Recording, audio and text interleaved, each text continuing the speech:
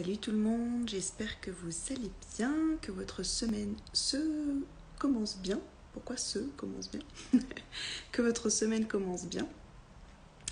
Moi ça va, les journées passent vite en ce moment, donc j'ai pas beaucoup de temps, je dois partir pour un rendez-vous d'ici 10 minutes, un quart d'heure, donc je case mon live entre deux. Et aujourd'hui, je voulais vous amener à une interrogation, une introspection, comme j'aime bien le faire, un petit exercice pour vous et une question qui pourra peut-être vous aider. Salut Estelle. Parfois dans la vie, je pense qu'on a tous traversé ça et qu'on le traverse régulièrement aussi. Parfois on peut faire des choses, avoir des projets, des envies, des objectifs, et on a l'impression qu'en fait on fait tout ce qu'il est possible, qu'on fait du mieux qu'on peut, qu'on fait tout ce qu'on peut, tout ce qu'il faut aussi, et on n'a pas les résultats qu'on veut. Et ça peut être compliqué parce qu'on peut tomber dans une sorte d'acharnement à essayer de trouver pourquoi et ce qu'il faut faire encore plus, qu'on fait mal, etc. Bref, on reste beaucoup dans le faire, et ça peut être un problème. Parce que parfois, très souvent même, c'est pas tant le faire qui est important, c'est plutôt qui on est face à tout ça. Et la question à se poser, dans ces cas-là, en tout cas moi que j'aime bien me poser, c'est que je me pose avec moi-même, je fais le point de manière la plus honnête possible, à savoir au niveau des actions que j'ai entreprises, que je mets en place, est-ce que je suis OK avec ça? Est-ce que pour moi, je fais vraiment du mieux que je peux, mon maximum? Salut Emma. Et si la réponse est oui, si je suis certaine et honnête avec moi-même et que je me dis oui, je sais que je fais du mieux que je peux, je fais mon maximum, je fais tout ce qu'il faut, tout ce qui est en mon pouvoir pour obtenir les résultats que je souhaite. Salut Laure. Dans ces cas-là, il y a une seconde question derrière que je me pose, c'est ce serait quoi le bénéfice pour moi à ne pas obtenir ce que je veux? Pourquoi, en fait, il y a une part de moi qui ne voudrait pas obtenir ça? Et ça peut paraître une question un peu bizarre. Parfois, on peut très bien se dire, parce que là, c'est souvent notre mental qui va répondre en disant « mais non, il n'y a aucun intérêt à ce que je n'obtienne pas cet objectif, ce que je veux, puisque je sais que je le veux. Je le veux du plus profond de mon cœur, de ma tête, de mes tripes, de mes cellules. Je sais que je veux ça. » Et là, la difficulté de cette question, c'est d'aller au-delà de notre mental et d'aller creuser en fait à l'intérieur, se connecter à notre petite voix et se demander vraiment, mais ce serait quoi en fait? Est-ce qu'il n'y a pas une peur derrière? Est-ce qu'il n'y a pas quelque chose qui m'empêche, qui me protège en fait pour ne pas atteindre ça? Si j'atteins cet objectif, qu'est-ce que ça ferait dans ma vie? Est-ce qu'il n'y a pas une peur en fait derrière tout ça? Je vais vous prendre un exemple. Par exemple, pour la perte de poids. Moi, ça a été une prise de conscience il n'y a pas si longtemps que ça. En fait, quand je me connectais à cette envie de changer mon corps, de perdre du poids, de me libérer en fait de ces kilos que je jugeais en trop et que ça ne bougeait pas, je me suis posé cette question, c'est quoi le bénéfice? C'est quoi l'intérêt en fait? Est-ce qu'il n'y aurait pas une part de moi qui trouve un intérêt à ce que je ne perde pas ce poids? Et la réponse a été que, en fait, je me suis toujours connue avec du poids en trop, selon ma vision des choses, toujours. Ah mince, Laure, si tu peux pas regarder la suite, il y aura un replay, t'inquiète pas, je le poste juste après. Donc je disais, est-ce qu'il n'y a pas une part de moi qui estime que je serais mieux en fait en gardant ces kilos? Et oui, je disais, je me suis toujours connue en fait dans un corps, toujours depuis toute petite, je me suis toujours plaint en fait de ces kilos en trop. Donc je suis cette femme en fait, je me suis identifiée à cette personnalité qui a des kilos en trop. Et quand je me connectais à moi, je me suis rendu compte qu'il y a une part de moi qui avait peur de lâcher cette part-là, cette réalité que je m'étais créée depuis toute petite.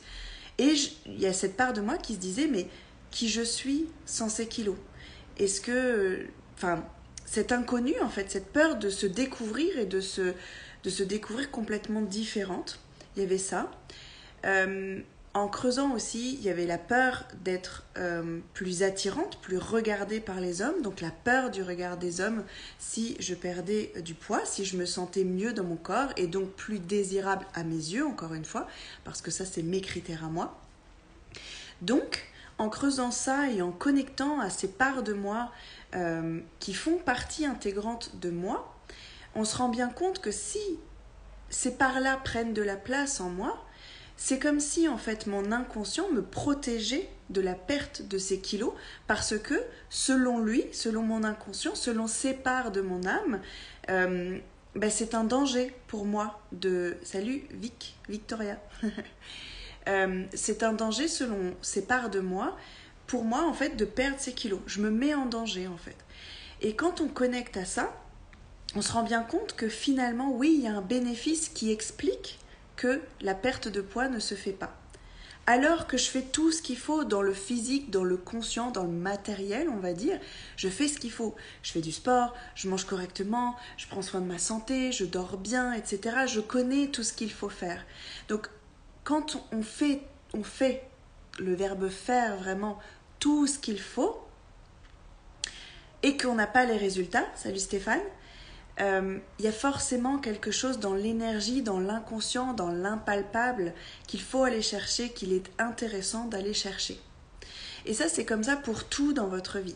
Si vous avez quelque chose que vous voulez réaliser, un objectif que vous avez et que vous vous investissez pleinement dans cet objectif, dans tout ce que vous pouvez faire, dans tout ce que vous avez en votre pouvoir pour le faire, pour la partie yang, je dirais, pour la partie plus... la mise en action, en fait, le passage à l'action. Vous faites tout ce qu'il faut. Mais il y a tout ce côté énergie féminine aussi, l'inconscient, l'impalpable, la connexion à notre âme. Comme je vous expliquais dans certains de mes lives, notre réalité est créée à 95% par notre inconscient.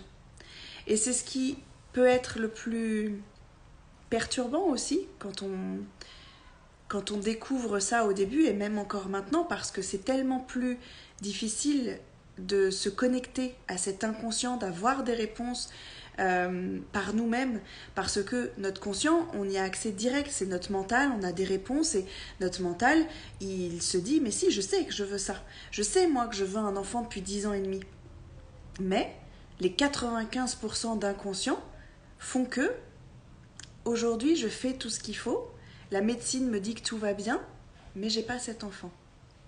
Donc quand on creuse dans l'inconscient, dans quel est le bénéfice aujourd'hui à ce que je n'ai pas d'enfant? Qu'est-ce qui me protège à l'intérieur? Quelle est la partie de moi qui me protège dans le fait de ne pas avoir d'enfant? Et ça peut être compliqué à répondre à cette question parce que l'idée n'est pas du tout de tomber dans la culpabilisation. Je ne suis pas coupable de quoi que ce soit. Je ne suis pas responsable du fait que je n'ai pas d'enfant. On est d'accord.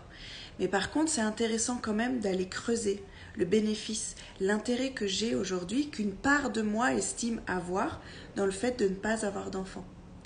Et aujourd'hui, si je peux répondre à cette question, c'est peut-être parce que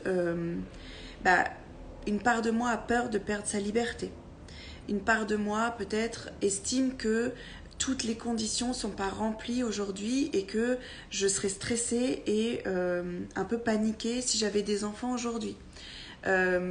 Aujourd'hui, on n'a pas de chambre dans notre appartement pour accueillir cet enfant. Bref, c'est plein de petites choses comme ça qu'on peut juste accueillir. C'est ok en fait d'avoir ces parts de nous qui pensent avoir un bénéfice à ne pas obtenir ce qu'on veut. Il suffit juste de les écouter, de les accueillir et de leur donner des solutions et des réponses. Juste de dire, ok, ça te fait peur de perdre ta liberté, ça te fait peur de ne pas avoir la sécurité comme tu veux, mais juste, il n'y a rien qui est parfait dans la vie.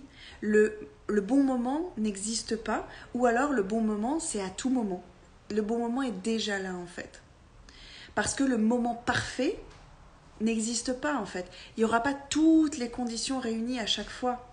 Il faut juste décider de se lancer et c'est ok, et d'accueillir ce qui va se présenter en ayant confiance que tout va bien se passer. Donc voilà pour mon petit partage. Salut Lise, salut Angélique. Je vous encourage à vous poser cette question. Vous n'aurez peut-être pas des réponses tout de suite parce qu'encore une fois, c'est pas simple de se connecter à cette part inconscient et notre cerveau, notre mental va tout de suite nous dire mais moi je sais que je veux ça. Oui, mais notre mental, il gère que 5% de ce qu'on le vit. Donc c'est important de prendre conscience de ça et de l'accepter parce que c'est une réalité, c'est un fait. Et d'essayer de connecter à ces 95% d'inconscients qui ne sont là que pour nous protéger, qui gèrent juste notre sécurité et malheureusement, cette sécurité et cette part d'inconscient, elle ne se base que sur nos croyances, sur nos schémas de fonctionnement qu'on a depuis toujours. Salut Camille. Sur tous les enseignements qu'on a pu avoir, sur ce qu'on a pu comprendre et apprendre de nos parents, de notre famille, de nos proches, de l'école, de nos amis, etc. Et du coup, notre inconscient peut se tromper, peut créer en fait un cocon de sécurité, de semblant de sécurité pour lui, mais notre mental n'est pas ok avec ça. Il suffit que notre mental dise non mais là c'est un peu exagéré, toutes les conditions ne seront pas réunies et c'est ok. Donc voilà, je vous encourage à faire ce travail et si vous n'y arrivez pas tout seul à vous connecter à votre part d'inconscient, n'hésitez pas à vous faire accompagner pour avoir quelqu'un qui aura un regard un petit peu plus objectif et extérieur sur votre façon de fonctionner, sur votre façon de raisonner et pour trouver en fait, pour connecter à cette petite part de vous qui vous empêche et qui croit que vous êtes plus en sécurité aujourd'hui qu'en obtenant l'objectif que vous avez envie de réaliser, que ce que vous avez envie d'obtenir en fait dans votre vie. J'espère que c'est clair pour vous. En gros, la question c'est quel est le bénéfice pour moi à ne pas obtenir ce que j'ai envie d'avoir là, à ne pas réaliser mon rêve, à ne pas réaliser mon objectif. Quel est le bénéfice ? Parce que moi je fais tout ce qu'il faut, je sais que je fais tout ce qu'il faut, que je fais de mon mieux. Donc, il y a quelque chose de plus grand. Il y a quelque chose qui ne m'appartient pas, mais si, mais qui est dans l'inconscient. Quelque chose que je ne maîtrise pas là, qui me protège. De quoi j'ai peur ? Qu'est-ce qui pourrait se passer si vraiment j'atteins cet objectif ? Qu'est-ce qui pourrait se passer ? Et ça peut être intéressant, justement, de débloquer ça et de libérer. Juste de mettre un petit peu de conscience, justement, sur ça, en se disant « Ok, ça me fait peur, mais ça va aller, en fait. Ça va aller. » Juste rassurer cette part de vous qui a peur, comme un enfant qui aurait peur. Juste le rassurer que non, il n'y a pas de monstre sous son lit. Voilà pour mon partage du jour. Je vous laisse avec cette réflexion. Et je vous dis à demain.